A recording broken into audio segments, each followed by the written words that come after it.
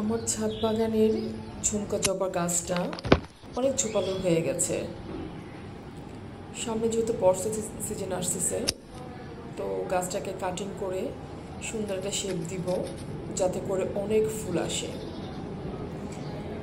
আর cutting করার আরেকটা উদ্দেশ্য হচ্ছে, আমার জবা গাছটা যেখানে আছে ওর আশেপাশে যতগুলো গাছ আছে ওরা প্রপার সানলাইট পাচ্ছে না, সূর্যের আলো পাচ্ছে না,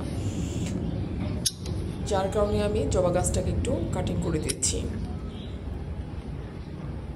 তো কাটিং করতে গিয়ে যেটা হয়েছে যে অনেক কষ্ট লেগেছে, অনেক খারাপ লেগেছে। গাছ কাটা অনেক কষ্টের ব্যাপার, তাই আমি সুন্দর করে কাটলাম আর কি, কিছুই করার ছিল না। আর যে ডালপালাগুলো কেটে দিয়েছি ওইগুলোকে আমি সুন্দর করে, পাতাগুলো কেটে শুধু ডালগুলোকে আমি অন্য একটা টবের মধ্যে রিপোর্ট করবো আর কি, অন্য একটা টবের মধ্যে বুনে দিব।